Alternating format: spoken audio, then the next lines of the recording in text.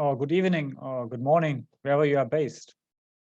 My name is Thomas Hickmann, and it's a great pleasure for me to welcome all of you to this Global Goals webinar on the topic of interlinkages, integration, and coherence. This is now the fourth session of our webinar series. After the kickoff event and the previous sessions on global governance and implementation at multiple levels, we today will address the question whether and to what extent the SDGs generate new synergies and trade-offs in policymaking for sustainable development. At the center of the 2030 agenda is the high ambition to achieve at the same time economic, ecological, and social goals, and to break silos in governance at all political levels and societal scales. Today, we focus on the state level, and we will discuss the political impact of the SDGs on institutional integration and policy coherence in national public administrative systems. To overcome silos in decision-making and to open windows of opportunity for more coherent policies towards sustainable development, we need to gain a deeper understanding of the complexity of the interlinkages across the different goals. To address this topic, today we have a great panel. First, we have Måns Nilsson, who's lead author of this chapter and who's executive director of the Stockholm Environment Institute, and at the same time, professor of the practice of environmental strategies and policy analysis at the Royal Institute of Technology in Stockholm. Then we have also Marjanneke Vijge, who is lead author and of this chapter and also assistant professor of sustainability governance in the developing world at the Copernicus Institute of Sustainable Development of Utrecht University.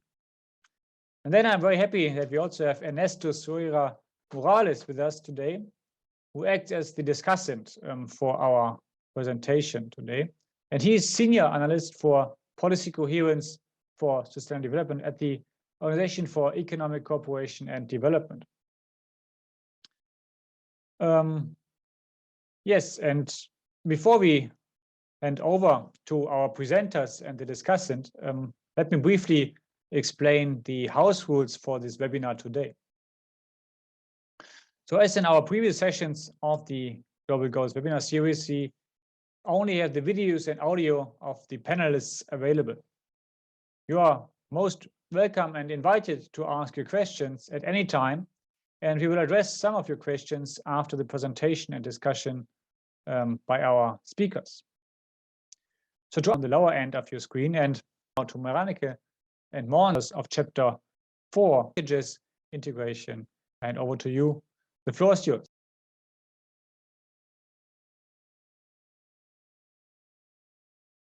So this chapter is about to what extent has this changed things in national level governance? Has there been an integrative effect as a result of the SDGs? Can you move to the next slide, Marjanneke? And this is not so simple question to answer, actually. And like in public policy, as I mentioned, also scholars have been interested in this question since the 1980s. And we've seen how integration has become part of some mandates and jurisdictions. For example, in the European Union, it's embodied in the treaty, and you can see it in some countries like the UK and Sweden. And it's kind of conceptually intuitive, but it's proven very difficult to study empirically. So we have quite few empirical studies. And I guess the point is, like, how do you know integration when you see it? Are you looking at the right things? Are you looking at a proxy or the actual thing? And that's why we needed to build up a bit of a conceptual framework to identify indicators or factors that prove or show, demonstrate that there is integration. So we took a hard look at this, and we felt we had three categories of integration that could be examined separately. First, the discursive or cognitive kind of framing of integration as a topic in policymaking. Secondly, in the process, institutional arrangements and processes of coordination between agencies, called institutional integration. And finally, in the very outputs of the policy process, which we are calling the policy coherence, the degree of consistency across policies. So the first layer is about whether the SDGs has triggered a shift in framing, which inputs into the system of government. And then the second and the third, which Marjanneke will talk a little bit more about, it's a bit more complicated around institutional integration and policy coherence. But on the first aspect, I think we do see a strong and important framing effect across both academic and policy communities. There's become a huge and growing body of work, workshops, academic papers, etc., on interlinkages and integration, often in terms of synergies rather than trade-offs. And almost, I would say, every kind of sectoral interest in the multilateral system. Talk about the WHO for health, or UN Water for water. They have published widely about how they connect to all other goals. And from this has also, interestingly, followed a quite wide range of analytical tools and platforms to visualize or identify or analyze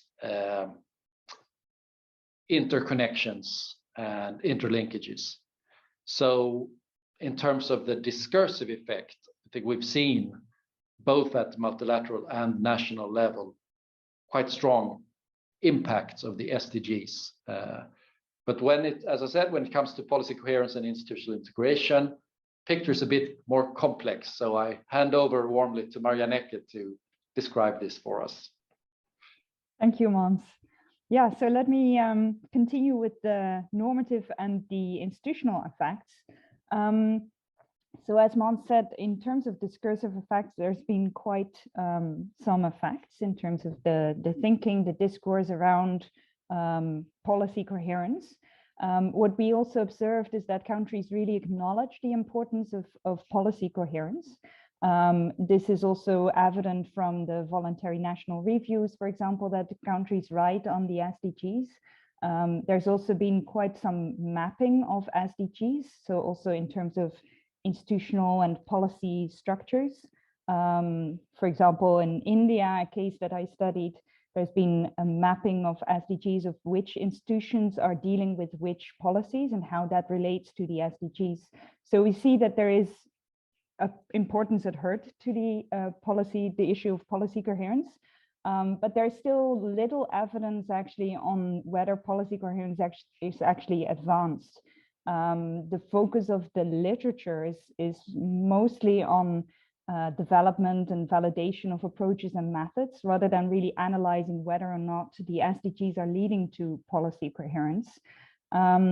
We see that from the little evidence that we do have, we see that SDGs are being mainstreamed in national strategies and plans. So in one article, for example, said that 20% of the countries are actually mainstreaming SDGs in the national development strategies, and 50% are in the process of doing so. There's also another 20% who mainstreamed SDGs into their budgeting. So that's at least some progress.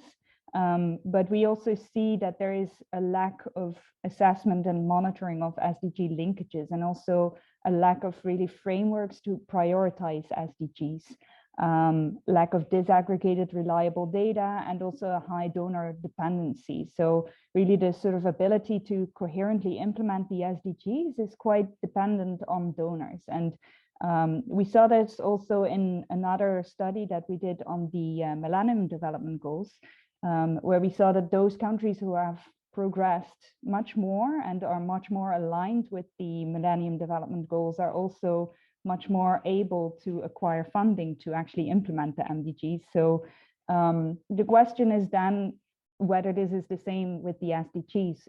If there is more alignment with the SDGs and more coherence, then those countries will also perform better in terms of coherently building the SDGs and implementing the SDGs. So that will be an interesting further research topic to explore. In terms of the institutional effects, again, we see that there is little evidence. That evidence is actually weak on whether actually the SDGs are affecting institutional structures and at the country level, at the national level. A lot of the literature is really sort of normative, prescriptive. So in the sense of like, this should be done. And there's also lots of policy guidelines on how institutional integration should happen. But it's not really clear whether institutional arrangements that have been established for the SDGs were actually specifically established for the SDGs, or whether they already existed and were then consequently sort of aligned, or maybe more in discursive terms, sort of linked to the SDGs. What we see is that many countries actually build on existing institutional arrangements. So about 50% established cross-sectoral coordination, some also based on institutional mapping. So again, from the example of India, there was an institutional mapping at the state level where SDGs were sort of grouped together in terms of working groups. And so the government agencies were also specifically working within these working groups. So this is, of course, progress in terms of institutional structures. Cross-sectoral coordination might happen, but what we also see is that because it's based on existing structures, it's also, there's a sort of a sense of path dependency. And of course, this has pros and cons. On the one hand, you want to have that sort of path dependency because it also needs to rely on existing structures. If you have new and sort of potentially poorly institutionalized frameworks, then that would not necessarily advance institutional integration, of course. But on the other hand, if you build on existing structures, those are often quite siloed. So again, to come back to that example from India, and the working groups that were established sort of reinforced the siloed thinking around the, well, in this case, the SDGs. What we also saw is that the institutions for the SDGs are rather diverse. So who is responsible for the SDGs within the government is quite diverse across countries. So some countries are really institutionalizing the SDGs within the head of the government, sometimes even the office of the presidency or the vice president. There's also some who are institutionalizing it within their ministries of planning, finance, economy, development, sometimes environment, and sometimes foreign affairs as well, even though it's not necessarily a foreign affair issue, of course, because the idea, even in developed countries, is that SDGs will apply to all, and it's not necessarily a sort of international overseas development goal. And some countries are actually establishing ministries for sustainable development, or have already established that. So there's a sort of diverse institutional structure emerging around the SDGs. So we see some advancement here and there, still based on existing institutional structures, but in terms of the barriers to institutional integration, there's lack of resources, capacity among stakeholders, and structured collaboration between state and non-state actors also. So in terms of our conclusions and also some recommendations, and I'd be happy to hear also what Ernesto has to say about this. We see increased attention to SDG interlinkages with some progress on institutional integration, but it's hard to see that progress on policy coherence and really sort of linking the different policies. So as I said, there is a mainstreaming of SDGs within national development strategies, but really the linkages across different sectoral policies is something that is still lagging behind. And for this to happen, there needs to be involvement from the center of the government and also key ministries such as the Ministry of Finance which are sometimes left out even from cross-sectoral collaboration. While these are very important because this is where the decisions are being made in budgeting. You can have a beautiful policy, but if there is no budgeting behind the SDGs, implementing the SDGs, then it doesn't really work in terms of implementing the SDGs. What we also found in much of the literature and also policy guidelines is that arguments are being made to involve parliaments because these are crucial for oversight, legislation and budgets, and they cover all areas of decision making. So engagement of parliaments can really be an effective form of institutional integration and eventually also in terms of policy coherence. But most countries have not necessarily involved their parliaments yet in governing the SDGs. Also, what we've found in much of the literature and policy guidelines is that there needs to be attention to the division of roles across agencies. So rather than really locating the SDGs within one ministry or agency, it needs to be done across the different ministries. And then, of course, there needs to be that sort of attention to who is doing what and how, and that is important in implementing the SDGs in a coherent manner. And in addition to that, the SDGs should be mainstreamed throughout the entire policy cycle. So not just in terms of the policies, it may be integrated into the policies, and that's important. But then it's also important to look into the further sort of policy cycle in terms of budgeting, in terms of implementing. And again, then it's important to really focus on that division of roles and responsibilities across agencies, across the different levels, national, regional and local. In terms of future research, I already hinted at some of this. We see that there is need for more in-depth, integrated, maybe also quantitative and stakeholder-driven empirical analyses. So there's a wealth of more conceptual analyses and also the sort of normative focus of how institutional integration should happen and how policy coherence should happen, as Måns also explained. But really the sort of empirical analyses are still lagging behind. There should also be more research on the barriers. What are actually the barriers to institutional integration, policy coherence? What are the effects of the tools that are currently being developed, especially with regard to the SDGs? As Måns said, there is a wealth of tools around how to integrate the SDGs into policies, existing policies, how to further institutional integration. So it will be very interesting to see at the country level what are the effects of these tools.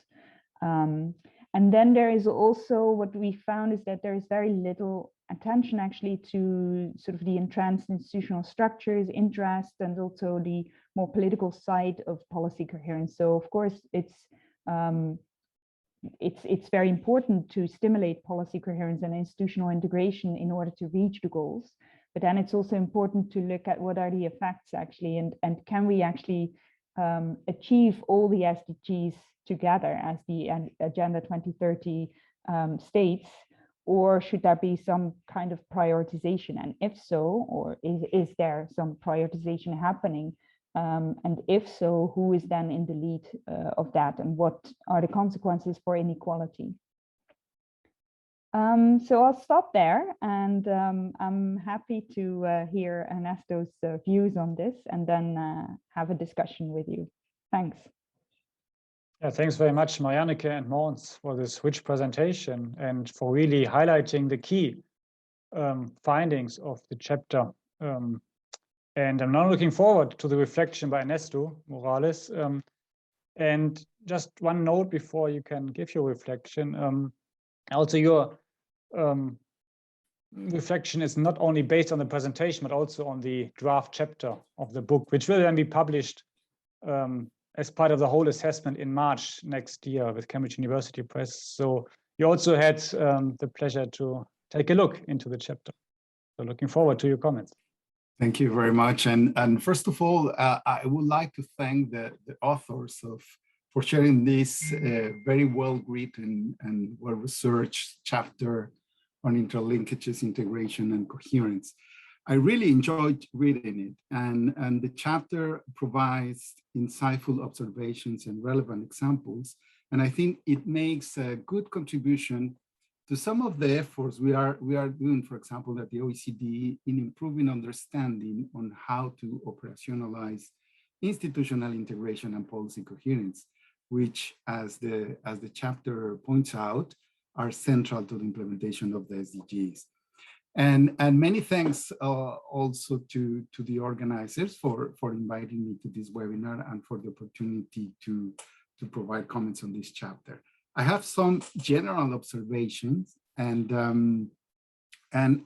my observations are based on the experience of working mainly with OECD countries over the past 10 years in promoting policy coherence.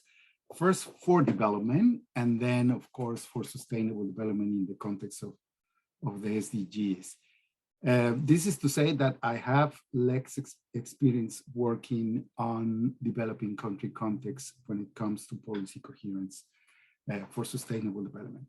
So my first comment relates to the conceptualization part of the chapter. I think the chapter makes an important conceptual contribution in emphasizing the clear distinction between the concepts of integration, coherence, and coordination, which, as Måns already highlighted, in practice are often seen as equivalent terms, and they are usually described under several labels, such as joined up government or whole of government approaches, policy coherence, integration, etc.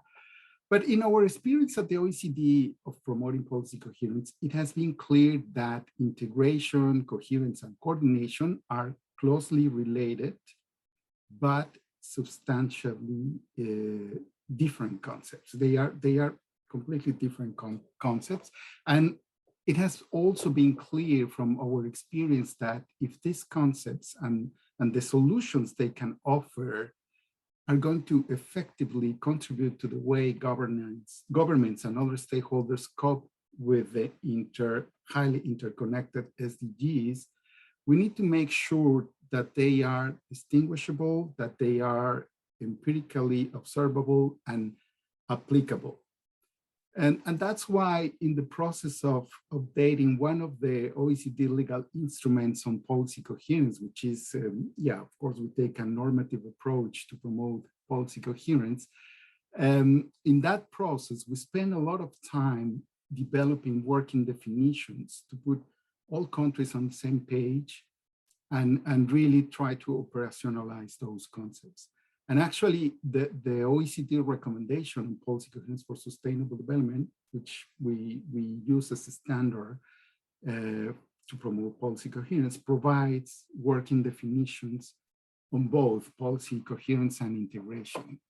And these were developed, of course, based on a wide consultation process, also based on analysis on institutional practice across the OECD countries, and lessons learned from more than 2 decades in promoting policy coherence from 3 different traditions, from the development cooperation tradition, from the governance tradition, and of course from the Rio process and the sustainable development and environmental tradition. So that instrument collects all these experiences. And by the way, the process of updating this instrument, this international instrument, and adapting its guiding principles could be considered an example of the normative, institutional, and discursive effects of the SDGs, because actually we spend several times trying to integrate the nature, the integrated nature, the transformative perspective of the SDGs into our analytical frameworks to support policy coherence. And based on this international instrument and standard, a number of OECD countries are adapting their institutional frameworks, their working practices, and their systems to take account of policy coherence for sustainable development in the implementation of the SDGs. Some clear examples, very recent examples, are Spain. They are currently in the process of establishing a wide policy coherence system across the government based on a new sustainable development strategy they have just presented in July to the high-level political forum, which is going to be the framework across the government to implement the SDGs. So that could be one example, but we have more examples. And in Sweden also, they recently approved a government bill on the implementation of the 2030 agenda, which is based on this international instrument on policy coherence. Similar efforts we've seen very recently in Italy and in Luxembourg.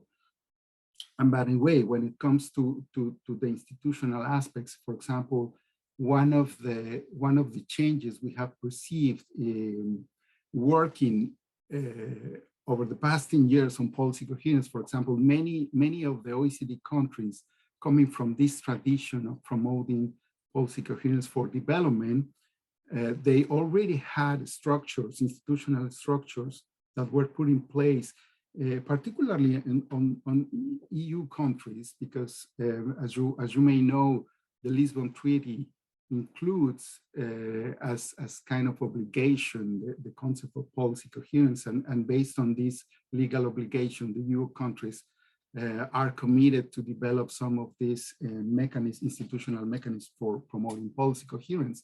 And but what we have seen in terms of the changes is that when the SDGs were adopted, there were in several countries parallel processes looking at policy coherence issues.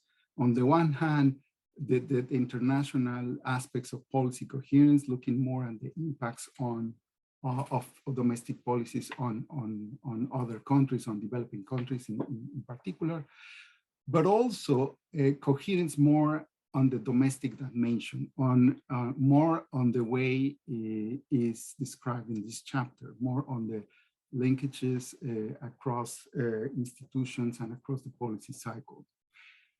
And anyway, but we've seen these processes that in a kind of merging towards trying to adapt these existing institutional mechanisms to respond to the nature and more complex 2030 agenda and SDGs. But coming back to my comments on the key concepts, policy coherence and integration, I think the chapter rightly points out that policy coherence can be understood as consistency across the policy cycle. This is very important because, of course, by experience, we know that incoherences can occur at every stage of the policy-making process, from prioritization and formulation to implementation, monitoring, and evaluation.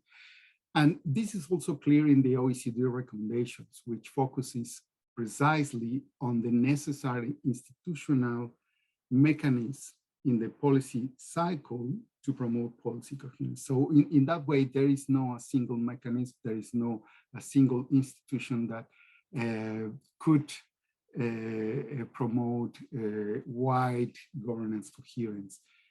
We see, and this comes from the experience of the past 2 decades in promoting policy coherence, that on the contrary, there are different tools that governments and mechanisms that governments can use along the policy cycle to promote policy coherence. However, there is a key aspect of the concept of policy coherence, which in my view is missing in the chapter. And this relates to the notion of policy coherence as a means to address the potential transboundary impacts of policies. And this notion is important because that enables decision makers to distinguish to what extent the policy choices they make may lead to problems elsewhere. And this has to do with the effects or the impact of countries' policies on global sustainability. And I mean, recent OECD analysis, for example, finds that as many as 97 SDG targets can be described as having a transboundary component. So, and given this, it's very important to add this dimension when it comes to policy coherence. And basically, all these transboundary elements are captured in those targets that relates to means of implementation. For example, targets related to financing and supporting developing countries in achieving the SDGs, but also in some of the environmental targets. So considering transboundary impacts is of course essential in a highly interconnected world where, you know, the transmission channels between countries are numerous, for example, through financial flows, imports and exports of goods, through services, through emissions, through migration, through knowledge transfers. And of course, countries' policies necessarily impact on one another. So this implies, for example, that in policy coherence, we need to look at the extent to which consumption in a country is depleting stock of natural resources in other countries, or the extent to which existing terms of trade undermine other countries' abilities to develop sustainably. So, and we've seen that a number of OECD countries are expanding their monitoring systems to consider this international or transboundary dimension of sustainable development and policy coherence. We see that, for example, in Finland, in Germany, in Switzerland, and in the Netherlands. And I think further research on this area, on how these transboundary elements are captured in policy coherence efforts, might be needed. Now, my second comment refers to the institutional and organizational changes. I think the chapter provides relevant examples of measures in different countries to advance institutional integration at the central or national level. But I think considering the integrated implementation of the SDGs, I think the analysis would benefit from looking at what is happening at subnational levels in terms of institutional integration. In this analysis, it would be important to consider what we call in our OECD jargon vertical integration. And this is particularly relevant as it is estimated that more than half of the 169 SDG targets will not be reached without proper engagement and coordination with local and subnational governments. I mean, according to some of our estimates, subnational governments are responsible for almost 60% of total public investment in key areas for SDGs, such as health, education, water, sanitation, transport, housing. So it is very important the action that is taken at that level. So vertical integration and vertical coherence are essential for ensuring an integrated implementation of the SDGs. And of course, for linking local to national levels and national to global levels in delivering on the SDGs. So this issue of vertical integration might also be a relevant area for further research. Finally, my third comment, I want to emphasize that I concur with the assessment in the chapter that policy coherence is still not in view, despite efforts in institutionalizing the SDGs. I think 6 years of implementing the SDGs have revealed that countries still struggle to address SDGs in an integrated and balanced manner.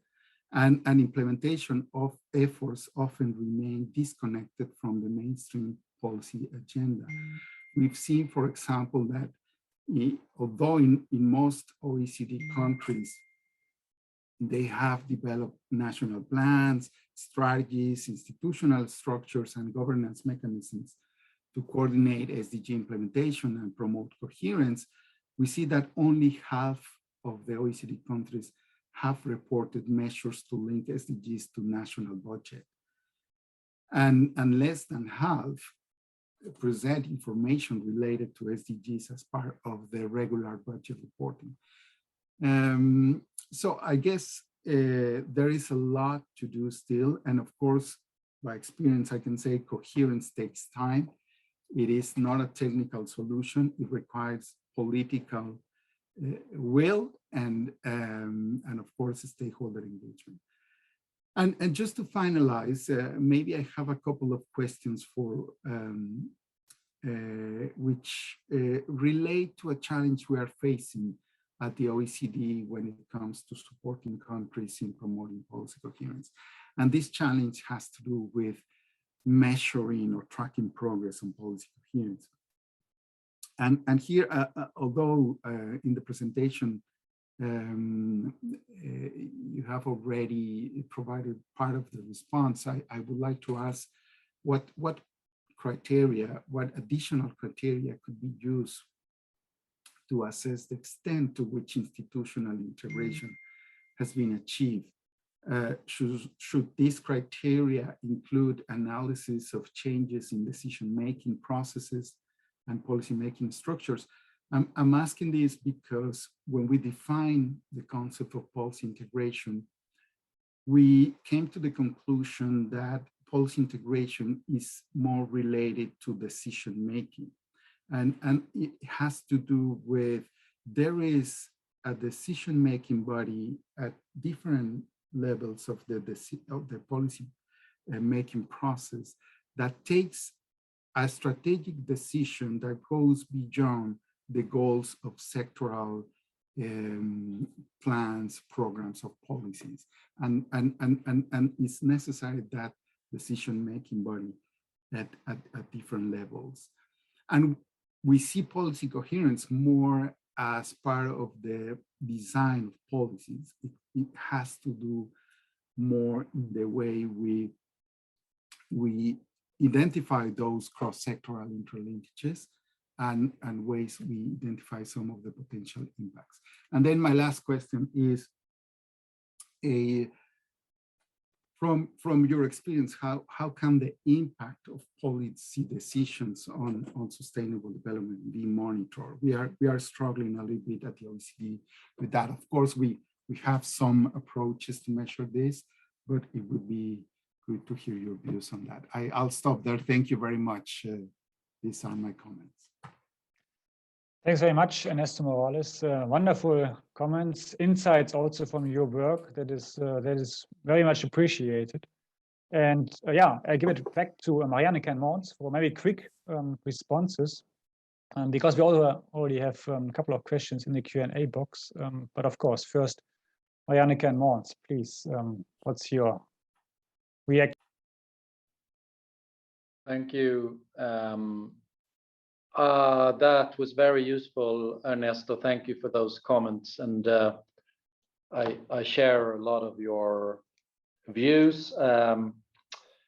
The transboundary is kind of ignored in our study, and also in the tools that we have is not really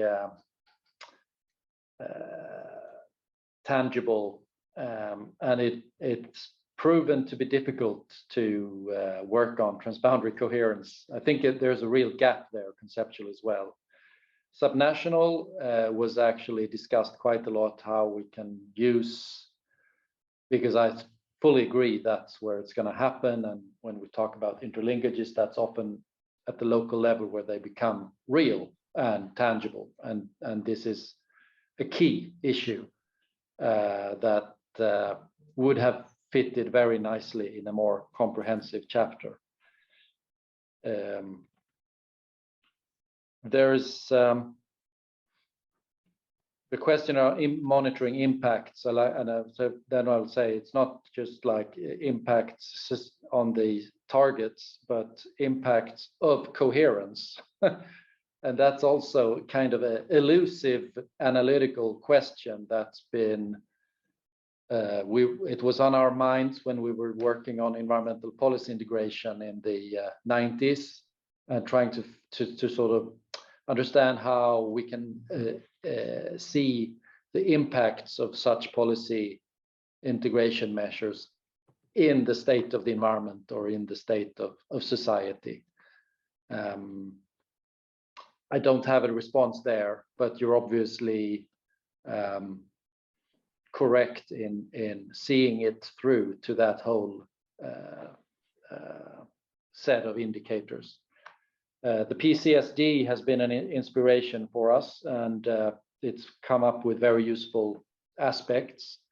For the purpose of the analysis, I think we decided we needed to put something slightly more narrow in place so that we could follow it. PCSD is quite broad, and I think it's, as you say, it's a result of this broader consultation over many years and engagements with practitioners and national member states of the OECD.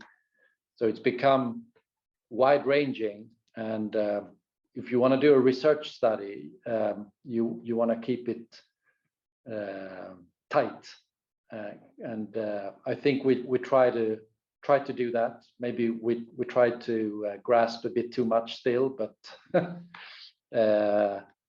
yeah, those were my reactions. But thank you so much for your very interesting insights. So over to Marjanneke. Thanks. Very useful suggestions indeed. Let me just give some few additional comments in terms of the transboundary impacts of policies. I think that's indeed, as Måns said, something that we did not necessarily look at in much detail. It's also, of course, the shift from policy coherence for development to policy coherence for sustainable development. And then the question is, are we then forgetting the development part? Actually, in the Netherlands, it's an interesting case where one of my PhD students, Abi Unita, has done an analysis of the policy coherence institutional arrangements that were set up. And one of these is what they call the so-called SDG check, where there were 2 indicators added to a check around whether policies align with the SDGs, new policies that are being sort of developed. And one of them was really the impact of policies on developing countries or other countries outside the Netherlands. So I think this is an important one to, and at least the Dutch case shows that this is being taken into account to some extent. But I do believe that there is more needed there, because of course the impact of Western countries is huge. And in terms of when we talk about SDG achievement, this is where the real gains are. In terms of the vertical coherence, I think, yeah, I agree totally. That's essential. And that's also linked, I think, to focusing on the entire policy cycle. So not just the policy development and decision making and the sort of policy output in terms of a national policy, but also the implementation. And often, of course, what you see is that there is a decentralization to some extent, where there's national policies, but the responsibility to implement is really at the local level. So that is key, and it will be very interesting to see how this works out in different countries, also to different degrees of centralization, decentralization.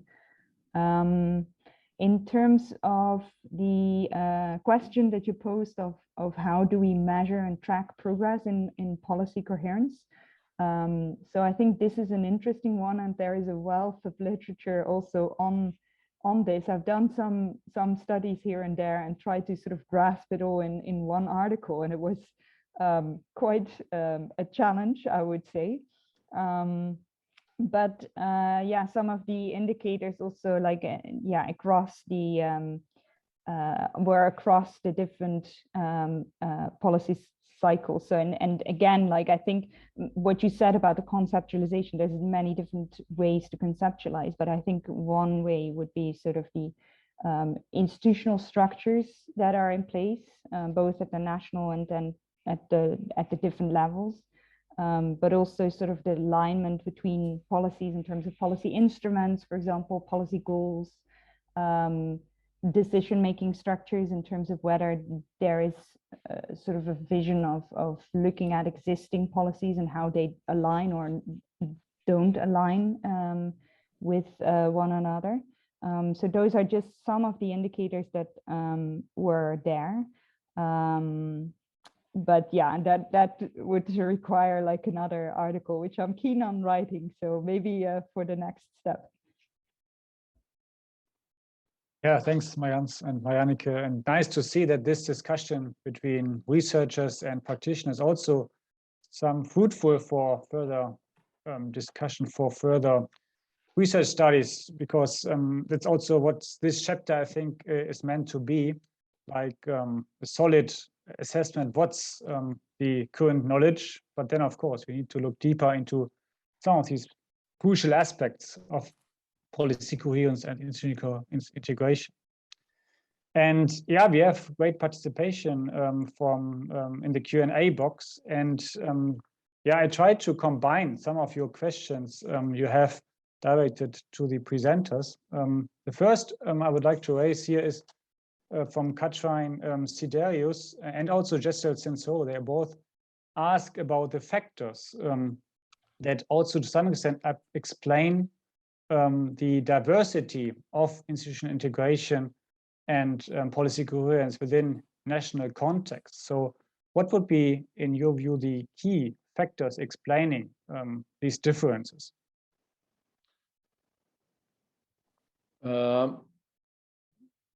I'll start, and maybe Marjanneke can correct me. We didn't look at explanatory factors systematically to explain variation, but we did identify barriers. So you could say barriers to integration and coherence. Well, the absence of barrier is a plus and explains patterns of better integration. So a typical one is the lack of financial resources and capacity amongst the bureaucrats to engage across departments, a problem that is compounded in lower income countries. We also saw the way that the political leadership behaves, the top, I mean, the center of government leadership, to what extent they take an ownership or sends the signal into the bureaucracy around the importance of integration. That carries a lot of weight in explaining better integration outcomes, I think. Similarly, in the cases where parliaments have been involved in that question, putting additional pressure on the system. So, and then we have, for example, barriers like political volatility, even changes of government that tend to dismantle the progress sometimes because the next government doesn't want to inherit the things that have come up in the previous government's agenda, and they want to start things anew. So those are some of the explanations that we've found, and Marjanneke could add something perhaps. Yeah, I think those are the ones indeed. I mean, yeah, as Måns said, we didn't do a systematic analysis. From what I know of the wide literature, etc., and some research is also knowledge on SDG linkages, of course, the sort of assessments that are done or not done. But then, indeed, it's about leadership, but it's also about political commitment, and there I think there is still a gap in knowledge on, well, what are actually the interests in favor of policy coherence and against policy coherence, because of course it's also about different ministries having their own sort of mandate. So there are clear sort of interests against having more policy coherence there. And so I think this is a sort of more political aspect of sort of the political barriers to policy coherence, which are not necessarily much explored in the literature or in policy guidelines. So it would be really interesting to look into this a bit more. And this is also what we are doing actually with the Stockholm Environment Institute, Måns, and Utrecht, and German Development Institute, Linköping, to look into what are these sort of political aspects of policy coherence. What are the interests in favor and against policy coherence? And also looking into what are the consequences of this, because often there is a sort of pressure for policy coherence, but not necessarily looking at what are the actual consequences for and for whom, and who is pushing for it and who is resisting it. And then also especially looking into the question of inequality. I saw there was also some questions on the upcoming climate COP, which I can speak to, which also raises interesting questions around the interlinkages between climate change and inequality, and the trade-offs therein. So what we found is that there is not that much of attention to the trade-offs, but they necessarily are, of course, there. So it's also about sort of obscuring maybe also trade-offs that are there. Yeah, good to hear that there are ongoing projects that delve deeper into these crucial aspects. Let me try to combine another two questions from the Q&A box. They are both about the VNRs, the voluntary national reviews, and also the voluntary local reviews or the voluntary subnational reviews. They are provided by either national governments, local governments, or subnational governments to the high-level political forum on sustainable development. And to what extent have you in your chapter taken these state official documents taken into account? And this question was by Khadija El Houdi and also by Rodrigo Ramiro. Yeah, so we haven't done a primary analysis of the voluntary national reviews, but there's a lot of analyses of the VNRs. So those are the ones that we took into account. So we could do it like a systematic analysis of the analysis that have been done on the VNRs. And I also saw that there is this question on whether they are a reliable source of information. Yeah, of course, they speak of interlinkages, institutional integration, policy coherence, but then the question is also, is this really happening on the ground? And this is something that we couldn't check, of course, also because of this lack of empirical data. So that would be very interesting. Of course, they can speak about institutional cross-coordination mechanisms, but whether they actually operational. And often what you see is that there might be cross-sectoral coordination mechanisms, even at the highest level, like the president may be leading those. But because the president has no time to lead them, they are actually sort of maybe ghost institutions. So that can also happen, definitely. So they exist on paper, but they might not operate in real life. But we have no way of systematically assessing that. Might be a chance for PhD students, master students, or other scholars that would like to engage deeper and verify whether these promises, pledges by governments can be held accountable. There's another question by Lena Partsch from Technical University of Berlin in Germany. She's asking whether there are examples of parliaments which were involved in SDG implementation best practice.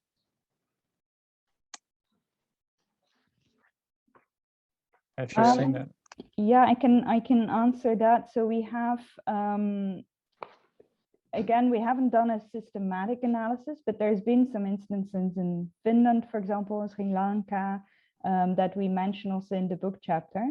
So in Finland, for example, there's motions that are adopted by the parliament that require the government to use the SDGs as a guiding principle. So to link the goals to the national policy frameworks.